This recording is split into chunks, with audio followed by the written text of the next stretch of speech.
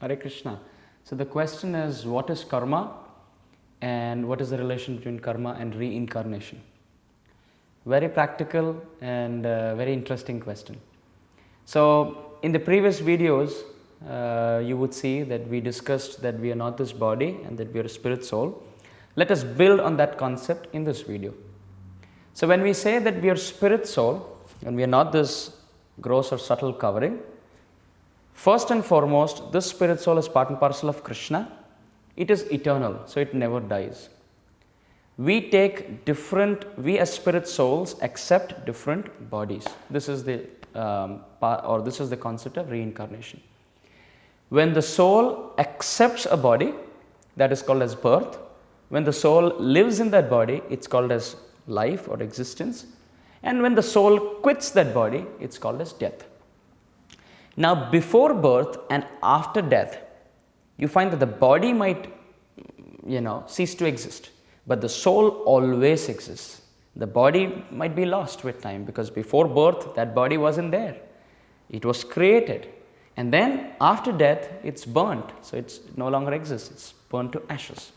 This spirit soul, on the basis of whatever it did in this life and whatever it has done in the past, good, mediocre and bad, it carries all those impressions.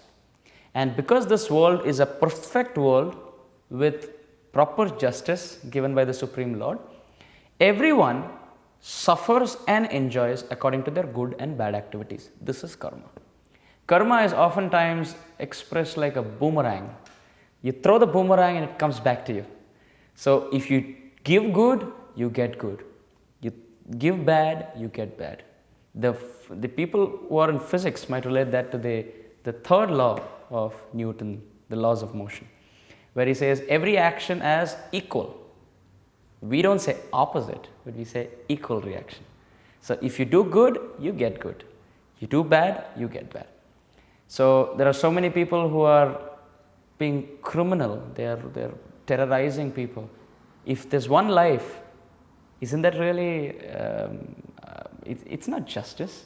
Somebody is killing people on the street and the innocent are dying. So this is not correct. So those who are doing bad activities, either in the course of this life or in the course of the future lives, they will suffer.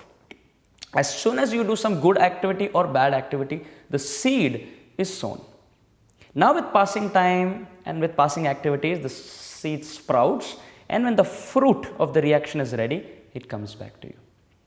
Even in the life of Dhritarashtra, we find that Dhritarashtra, many lifetimes ago, he had this tendency of piercing the eye of ants with blade of grass.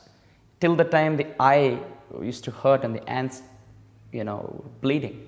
Dhritarashtra loved it. Not as Dhritarashtra, but many lifetimes ago. So with passing time, you would see that only when he qualified to get 100 children, he qualified, and then as the fruit of his reaction was ready, you find that he became blind. So every evil act that we do, whether to humans, to plants, to insects, to animals, it comes back.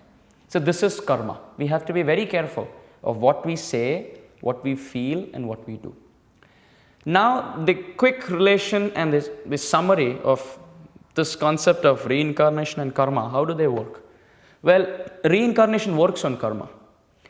Because you have to repay your debt, enjoy your good and suffer your bad, therefore the laws of nature arrange a suitable body in a suitable family, to suitable parents, suitable financial condition, suitable circumstances, so that with passing time, the good and bad are reaped. We would see, therefore, there are some who are born in aristocratic families. There are some who are born very beautiful. There are some who are very intelligent. And there are some who are, in all opulence. But on the contrary, we find that many are really unfortunate and they are on the streets. So what makes a child take birth in a poor family, and what makes a child born in a celebrity's house? Well, it's not just the birth, but the karma that we have done for lifetimes. So we have to be very careful. The life that we are living now is on the basis of what we lived and did in the past lives, and what we do now, on that basis, a future body is ready. Karmana daiva netrena. By the sanction of the Supreme Lord, by the arrangement of the demigods, and by our past and present desires, different bodies are created. Some are beautiful, some are ugly, some are fortunate, some are unfortunate. This is a very broad concept, but because this is a short and crisp video, I'll keep it very short. If there are more questions or comments, do contact me on the email ID. Hare Krishna.